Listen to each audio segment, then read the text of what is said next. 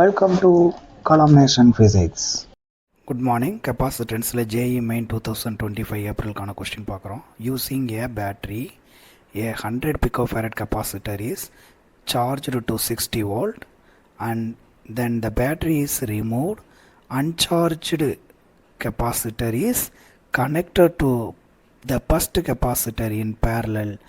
If the final voltage is 20 volt, its capacitance is in picofarad 600, 200, 400 in 100.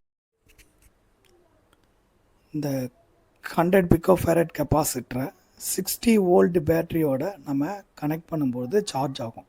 அப்போ initial charge எவ்வளோன்றதை நம்ம பார்க்குறோம். Initial charge C into V 100 into 10 power minus 12 into 60.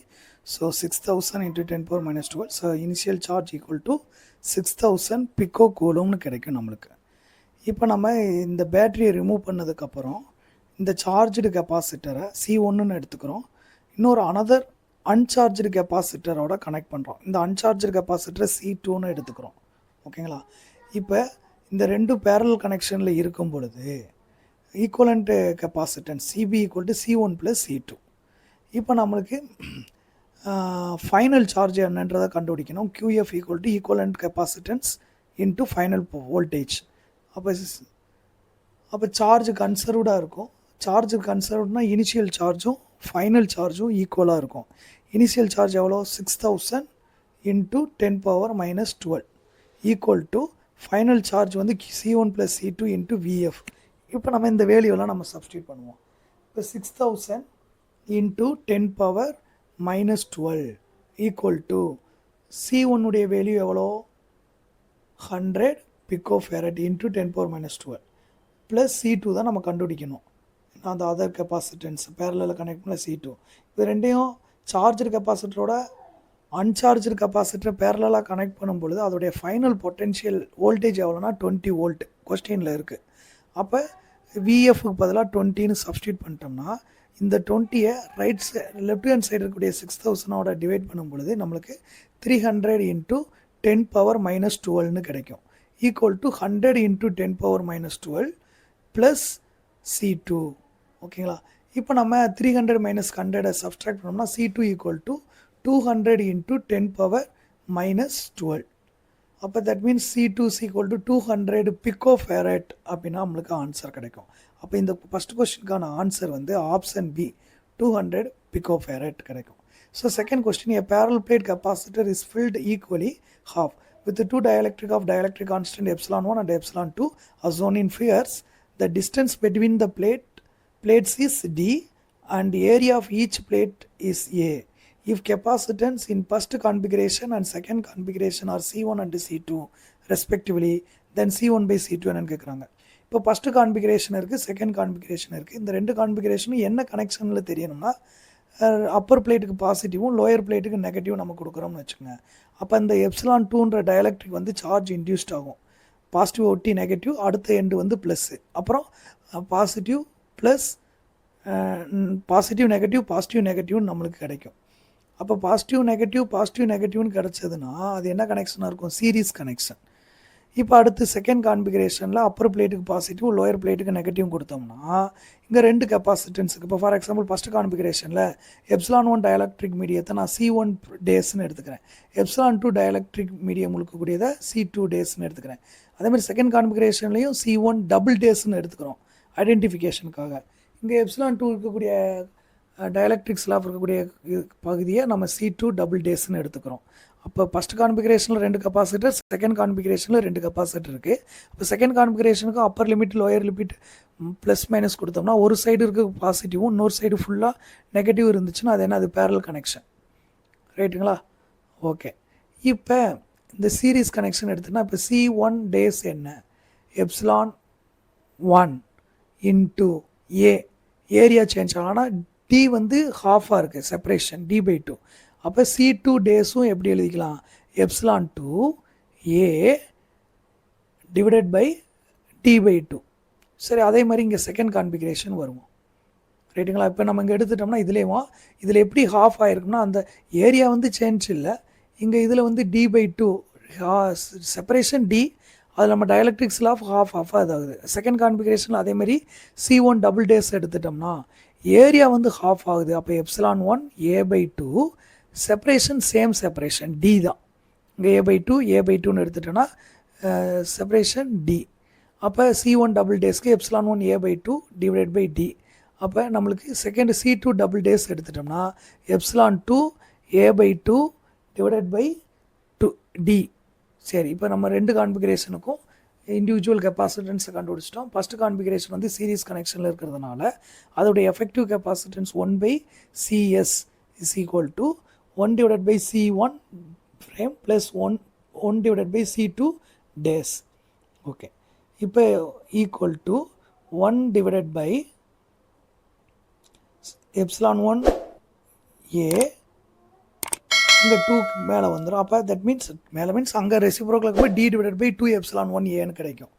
ஏன்னா அங்கே 1/C2 டேஸ்னால அதே தான் 2 ε2 A divided by D. Okay, அப்போ நம்ம இது ரெண்டுலேயும் காமனாக இருக்குது. D டிவைடட் பை 2A எடுத்துட்டோம்னா 1/ε1 ப்ளஸ் 1/ε2ன்னு கிடைக்கும். ஓகே, இது வந்து நம்ம ஆஸ் பர் கொஸ்டினில் ஃபஸ்ட்டு கான்ஃபிகரேஷனுடைய எஃபெக்டிவ் கெப்பாசிட்டன்ஸு C1ன்னு எடுத்ததுனால 1/CS பதில் தான் 1/C1 எழுதிக்கிறோம். D divided by 2A.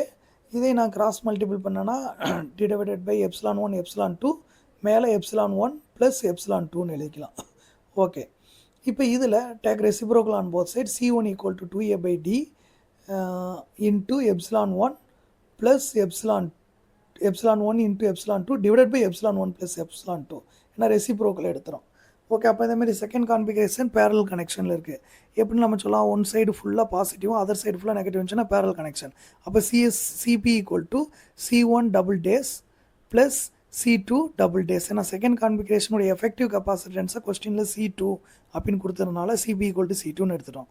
அப்போ C2 equal to C1 double டேஸ்க்கு போல தான் ε1 A divided by 2D plus ε2 A divided by 2D எழுதிக்கிறோம். இப்போ நம்மளுக்கு ஆஸ் பர் கொஸ்டினில் C1/C2 கண்டுபிடிக்கணும். அப்போ C1 டிவைடட் பை C2 கண்டுபிடிக்கிறதுக்கு முன்னாடி இந்த இதில் C2வில் காமன் டைம் எடுத்துக்குவோம். A/2D இருக்குது. அப்போது ε1 ப்ளஸ் ε2ன்னு இருக்கும். ஓகே, இப்போ கொஸ்டினில் என்ன C1/C2 கண்டுபிடிக்க சொல்லியிருக்காங்க. அப்போ நம்ம ஏற்கனவே ஃபஸ்ட் கான்ஃபிகரேஷனுடைய C1ம் எஃபெக்டிவ் கெப்பாசிட்டர், செகண்ட் கான்ஃபிகரேஷனுக்கு C2ம் கண்டுபிடிச்சாச்சு. அப்போ இதில் வந்து C1/C2 நம்ம எழுதணும்னா C1 divided by C1 divided by C2 அப்படியே டைரெக்டாக சப்ஸ்டியூட் பண்ணுங்கள். C1 என்ன 2A divided by D into ε1 into ε2 divided by ε1 plus ε2ன்னு இருக்கும். Whole divided by A divided by 2D into ε1 plus ε2. இப்போ இதில் A/D நம்ம கேன்சல் பண்ணிட்டோம்னா நம்மளுக்கு என்ன கிடைக்கும், இந்த 2 மேலே போயிடுச்சுன்னா 4 times ε1 ε2 divided by ε1 plus ε2 whole ஸ்கொயர்னு கிடைக்கும். அதாவது C1/C2 equal to 4 times ε1 ε2 divided by ε1 plus ε2 whole square. So இந்த ஆப்ஷன் மேலே எங்கே இருக்குன்னு நம்ம பார்த்தோம்னா ஆப்ஷன் ஏவா பியா சியா டியான்னு செக் பண்ணலாம். மேலே போய் பார்ப்போம். இப்போ இதில் செகண்ட் ஆப்ஷன் பி ஆப்ஷன் தான் கரெக்ட். அடுத்து தேர்டு கொஸ்டின் எடுத்துட்டிங்கன்னா 4 capacitor each of capacitance 16 microfarad are connected as shown in the figure. The capacitance between points A and B in microfarad. அதாவது ஜேஇயில் நியூமெரிக்கல் சம்மாக கேட்டது. ஓகேங்களா, இப்போ இந்த மாதிரி கொடுத்துருவாங்க. இதில் 1 2 3 நம்பர்லாம் போட்டிருக்க மாட்டாங்க. இதை நம்ம சொல்லித்தர மெத்தடு நியூமெரிக்கல் மெத்தட், நம்பரிங் மெத்தட்னு வச்சுக்கோங்க, நம்பரிங் மெத்தட். அப்போ அந்த கெப்பாசிட்டரில் ஏவில் என்னென்ன நம்பர் உள்ள பிளேட்லாம் கனெக்ட் ஆகிருக்குன்னு பார்க்கணும். இப்போ ஏவில்னா 2ம் 3யும் கனெக்ட் ஆகிருக்குன்னா அப்போ 2 பிளேட் போட்டுக்கோங்க, 2 3. அடுத்து ஏவில் என்ன இருக்குது, 6ம் 7ம் கனெக்ட் ஆகிருக்கு, 6 7. இப்போ 2க்கு பேரலாக எடுத்துட்டோம்னா 1, அது ஒரு பிளேட் போடுங்க, பேரல் பிளேட். 3க்கு பேரலல் 4, 6க்கு பேரலல் 5, 7க்கு பேரலல் 8. இப்போ இதில் 5ம் 8ம் கனெக்ட் ஆகிருக்கு, 4ம் 5ம் கனெக்ட் ஆகிருக்கு, அதேமாதிரி 4ம் 1ம் கனெக்ட் ஆகிருக்கு. அப்போ இதில் நம்ம கனெக்ட் பண்ணிவிட்டு இப்போ 1 4 5 8 எல்லாமே பியோட கனெக்ட் ஆகிருக்கு. அப்போ ஏவுக்கும் பிக்கும் அக்ராஸாக 4 கெப்பாசிட்டர் கனெக்டட் இன் பேரலில் இருக்குது. அப்போ CP equal to 4 into C, that means C plus C plus C plus C 4 into C. அப்போ C உடைய வேல்யூ எவ்வளோ கொஸ்டினில் கொடுத்துருக்கான் 16 மைக்ரோஃபேரட். அப்போ சிக்கு போல தான் நம்ம 16 மைக்ரோஃபேரட் போட்டோம்னா the effective capacitance between A and B is equal to that அதை தான் சிபின்னு எடுத்துக்கிறோம் 4 into 16 into 10 power minus 6. So அப்போ 64 மைக்ரோஃபேரட் அப்படின்னு நம்மளுக்கு ஆன்சர் கிடைக்கும். ஓகேங்களா, இது ஒரு நியூமெரிக்கல் சம். இந்த மாதிரி மாடல் 12 ஷிஃப்ட்டில் ஏதாவது ஒரு 4 or 5 ஷிஃப்ட்டுக்கு இந்த மாடல் கொஸ்டின் கேட்டுறாங்க, தெளிவாக பார்த்துக்குங்க. ஓகேங்களா, அடுத்தது 4th கொஸ்டினே போவோம். ஓகேங்களா, the parallel plate capacitor C1, C2 and C3 each of capacitance 5 microfarad are connected as shown in the figure. The effective capacitance between A and B when the space between the parallel plates of C1 capacitor is filled with a dielectric medium having dielectric constant of 4S. இப்போ C1, C2, C3 ஏவுக்கும் பிக்கு அக்ராஸாக கூட effective கெப்பாசிட்டன்ஸ்னா எப்போ C1க்கு அக்ராஸாக நான் வந்து ஒரு dielectric ஸ்லாப்பை fill பண்ணும் பொழுது அந்த டயலக்ட்ரிக் ஸ்லாப்புடைய dielectric constant that means epsilon ஆருடைய வேல்யூ எவ்வளோ 4ன்னு கொடுத்துட்டாங்க. ரைட்டுங்களா, கொஸ்டின்லேயும். இப்போ அப்போ C1 வில் பிகம் ஒரு கெப்பாசிட்டியில் டயலக்ட்ரிக் ஸ்லாப் இன்ட்ரடியூஸ் பண்ணோம்னா ஆஃப்டர் இன்ட்ரடியூஸ் த டயலக்ட்ரிக் ஸ்லாப் இன்ட்ரடியூஸ் பண்ணோம்னா என்ன ஆகும், எப்சிலான் ஆரால் மல்டிபிள் பண்ணணும். அப்போ C1 days equal to epsilon r times C1. Epsilon ஆருடைய வேல்யூ தான் 4, அப்போ 4 times C1. அப்போ each capacitor 5 microfarad 5 into 10 power minus 6 போட்டோம்னா அந்த after introducing the dielectric slab C1 will become C1 days that is equal to 20 microfarad. இப்போ அந்த C1 daysம் C2வும் series கனெக்ஷனில் இருக்கா as per diagram. அப்போ C1ம் C2வும் சீரீஸ் கனெக்ஷனில் இருந்துச்சுன்னா effective capacitance CS 1/C CS is equal to C1 days into C2 divided by C1 days plus C2. Substitute பண்ணுங்க 20 into 10 power minus 6 into 5 into 10 power minus 6 whole divided by 20 into 10 power minus 6 plus 5 into 10 power minus 6. அப்போ இதில் மேலே 20 into 5 10 power minus 12 கீழே 20 plus 5 into 10 power minus 6 solve பண்ணோம்னா நம்மளுக்கு 4 microfarad கிடைக்கும். இப்போ இந்த கெப்பாசிட்டரோட அனதர் கெப்பாசிட்டர் C3 வந்து பேரல் கனெக்ஷன் இருக்குது. ஏன்னா மேலே இருக்கிற C1 C2 வந்து சீரீஸ், அதோடைய எஃபெக்டிவ் தான் CS. அப்போ சிஎஸும் C3யும் பேரல் கனெக்ஷன்னா equivalent capacitance between A and B CS plus C3 4 plus 5 9 microfarad answer கிடைக்கும். ஓகேங்களா, ஸோ ரொம்ப சிம்பிளான ஒன்று தான், சிம்பிள் கான்செப்ட், நீங்கள் நான் வச்சுட்டிங்கன்னா போதும். அப்போ தேர்ட் ஆப்ஷன் கரெக்ட். அடுத்து 5th கொஸ்டின் எடுத்துக்கோங்க. இப்போ K1 5ன்னு எடுத்துக்கிறேன், K2 3ன்னு எடுத்துக்கிறேன். அப்பர் பார்ட்டில் இருக்கக்கூடிய கெப்பாசிட்டர் C1, லோயர் பார்ட்டில் இருக்கக்கூடிய கெப்பாசிட்டர் C2. அப்போ அப்பர் பிளேட்டுக்கு பாசிட்டிவும் லோயர் பிளேட்டுக்கு நெகட்டிவ் எடுத்தோம்னா எப்படி கனெக்ஷன் ஆகும், பாசிட்டிவ் நெகட்டிவ்னு சார்ஜ் இன்டியூஸ்ட் ஆகும். அப்போ இது என்ன கனெக்ஷனாக இருக்கும், 2 கெப்பாசிட்டரும் சீரீஸ் கனெக்ஷனில் இருக்கும், C1ம் C2வும். ஓகேங்களா, அப்போ சீரீஸ் கனெக்ஷனில் இருக்குன்றத ஹிவன் கான்ஃபிகரேஷனை கண்டுபிடிச்சாச்சு. சரி, ஹிவன் கான்ஃபிகரேஷனுக்கு தேவையான டேட்டா என்ன, ஏரியா கொடுத்துருக்காங்க 4 cm². A equal. அடுத்து செப்பரேஷன் 1.77 millimeter. ஒரு யூனிஃபார்ம் டயலக்ட்ரிக் மெட்டீரியலை இன்ட்ரடியூஸ் பண்ணுறோம். அதோடைய டயலக்ட்ரிக் கான்ஸ்டன்ட் வந்து K1 equal to 5 K2 equal to 3. அடுத்து capacitance 7.5 picofarad another capacitor. Effective capacitance of the combination கேட்குறாங்க. அப்போ இங்கே என்னன்னா இந்த காம்பினேஷனோட கண்டுபிடிச்சிட்டு எஃபெக்டிவை கண்டுபிடிச்சிட்டு அதுக்கு நம்ம அனதர் கெப்பாசிட்டன்ஸை கனெக்ட் அப்போ C1க்கு ஃபார்முலா என்ன, செப்பரேஷன் மட்டும் D/2 2 epsilon naught K1 A/Dன்னு வரும். C2 ஈக்குவல் டு அதே தான் 2 epsilon naught K2 divided by D. இந்த 2 மேலே போயிடுச்சுன்னா 2 epsilon naught K2 A divided by Dன்னு கிடைக்கும். ஓகேங்களா, ரைட். இப்போ இது சீரீஸ் கனெக்ஷனால் நம்ம எப்படி எழுதலாம், 1/CS is equal to 1/C1 plus 1/C2. அப்போ 2 epsilon naught K1 D. அடுத்து C2க்கு போல என்ன பண்ணுறோம், 2 epsilon naught K2 A D. So உனக்கு இது ரெண்டுலேயும் காமனாக என்ன இருக்குது, D divided by 2 epsilon naught A எடுத்துனா 1/K1 + 1/K2ன்னு கிடைக்குது. ஓகே, இப்போ இதில் நம்ம ஹிவன் டேட்டா வரணும். ஏரியா வந்து 4 cm², அதை மீட்டர் ஸ்கொயருக்கு மாற்றணும்னா 4 × 10⁻⁻⁴ m². அடுத்து செப்பரேஷன் வந்து எவ்வளோனா 1.77 millimeter. அப்போ 1.77 × 10⁻³ மீட்டர்.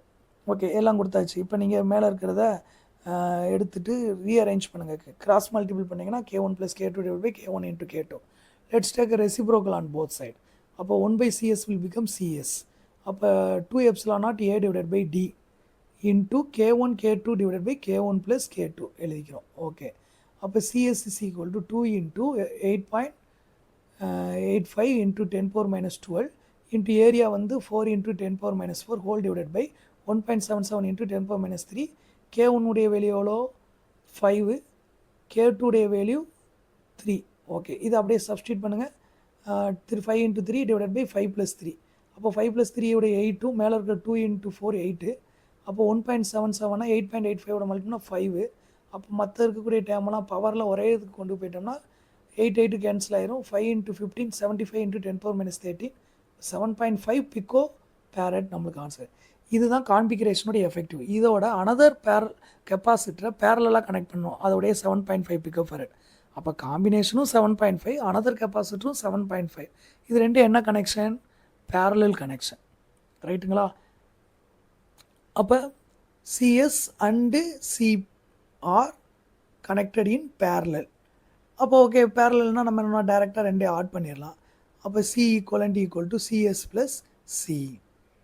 சிஎஸ் உடைய value 7.5 picofarad plus C உடைய வேல்யூ 7.5 பிகோ ஃபேரட். அப்போ டோட்டல் ஆன்சர் என்ன? C equivalent equal to 15 picofarad நம்மளுக்கு ஆன்சராக கிடைக்கும். 10 power minus 12 அதுதான் நம்ம பிகோன்னு சொல்கிறோம். 15 pico farad equivalent capacitance. That's all. இப்போ இதுதான் இதனுடைய ஆன்சர். ஓகேங்களா? அப்போ 15 pico farad. Okay, so the next question is, a parallel plate capacitor has charge 5 into 10 power minus 6 coulomb. A dielectric slab is inserted between the plates and almost fills the space between the plates. If the induced charge on one face of the slab is 4 into 10 power minus 6, then the dielectric constant of the slab is கேட்குறாங்க. அப்போ charge உடைய value q equal to 5 into 10 power minus 6, induced charge 4 into 10 power minus 6 coulomb. Formula direct formula தான், induced charge is equal to q times 1 minus 1 by k. Substitute பண்ணுங்கள் டைரெக்டாக. அப்போ left hand side right hand side கூடிய 10 power minus 6 cancel ஆயிரும். அப்போ 4 by 5 equal to 1 minus 1 by k. இதை நம்ம rearrange பண்ணோம்னா 1 by k equal to 1 minus 4 by 5. அப்போ 1 divided by 5, k equal to 5னு கிடைக்கும் answer. So that's all. So அப்போ இதனுடைய dielectric constant of slab உடைய value k equal to 5. Hey, awesome learners. If you enjoy this lesson and find it helpful, don't forget to subscribe and become a part of our educational community. Stay curious, stay charged. Thank you, students. See you next.